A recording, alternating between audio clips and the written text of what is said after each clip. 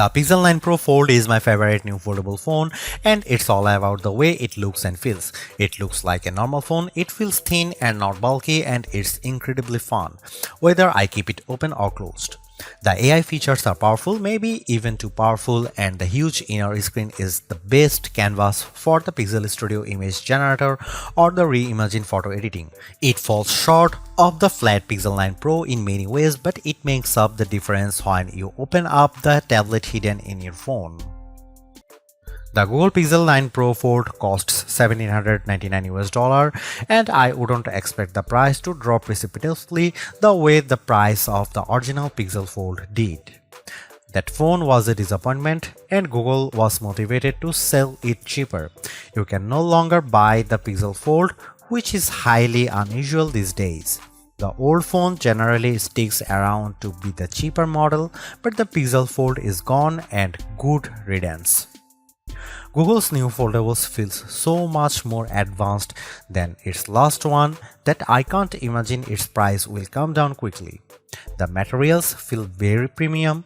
This is the thinnest foldable you can buy in the US at least, and thin doesn't come cheap. Neither does durability, and Google says this phone is much more durable than before. It looks and feels exponentially nicer than the last Pixel Fold. Still, is $1,799 too much? Like I said, if Apple made this phone, there would be no question that people would buy it. I have seen a lot of folks comparing the Google Pixel 9 to Apple's phones, saying it's the most fun and refined Android design to compete with the dynamic island iPhone. The Pixel 9 Pro Fold is one of the nicest looking foldable phones I have seen, with the best combination of hardware and software and no disappointments hidden in crevices. If you bought a Google Pixel 9 for $1,799 and an iPad mini 2021 for $499 and the only thing you would lose is the ability to keep both in your pocket at the same time, the Pixel 9 Pro Fold might be the best foldable phone I have used. It's definitely the best design. I am still not sure it justifies the high price. The Pixel 9 Pro Fold is a weird hodgepodge of premium and basic parts. It has Google's latest Tensor G4 chipset paired with a whopping 16GB of RAM, premium like the Pixel 9 Pro Fold. The outer display, though, is basic as the Pixel 9 and it can't match the brightness or the LTPO versatility of the Pixel 9 Pro's panel. The inner display is top-notch. It uses LTPO tech for a variable refresh rate of 1 to 120Hz and it can hit brightness levels up to 2700 nits, but it isn't the sharpest display around. The OnePlus Open gives you more pixels per inch and it has a large bezel by today's standards. The cameras offer some impressive specs like 5x optical zoom lens that makes a big difference whether you are shooting photos or recording video. Unfortunately, it has smaller sensors with fewer megapixels than any other Pixel 9 phone. Between the Tensor G4 and all the RAM, the Pixel 9 Pro Fold chugs along nicely. The phone may be underpowered compared to the Galaxy Z Fold 6 or latest iPhone model, but Google relies on its cloud and its specialized processor for so many of its AI tasks that it hardly matters. So, what if the Pro Fold takes a bit longer to make photo edits? It's making magic. In all seriousness, I am worried about the long-term viability of this chipset since Google is promising that the Pixel 9 Pro Fold will get Android OS updates for the next 7 years. Google is making 3 big claims about the Pixel 9 Pro Fold design. This is the thinnest foldable phone you can buy. The inside screen is biggest display ever packed into a phone. This is also the most durable foldable Pixel phone yet. At least one of those claims seems highly suspect. When I showed the Pixel 9 Pro Fold to iPhone toting friends and family, they were all amazed without fail. It's the first foldable that looks normal. They all said, how normal? It isn't just that the front is the exact same size and shape as Pixel 9. Being thin helps a lot. The Pixel 9 Pro Fold is so thin that it's less bulky than my iPhone 15 Pro Max if I keep the iPhone in a case. On the other hand, the big cover display means the Pixel 9 Pro Fold has the biggest inner display on any foldable phone, even bigger than the Honor Magic V3 that I can't buy. It has a noticeable bezel, but it isn't thick or silly looking, like the pool deck surrounding the original Pixel Fold. The crease on the inner screen is still a crease, just as with every foldable phone I have seen. The crease gets less noticeable with every new foldables, but it's still there. What can you do? The Pro Fold does have the nicest hinge I have seen, with the fewest bits poking through the mechanism. The Pixel 9 Pro Fold has a normal cover display. It's the same display as on the Pixel 9, and sometimes being normal counts for a lot.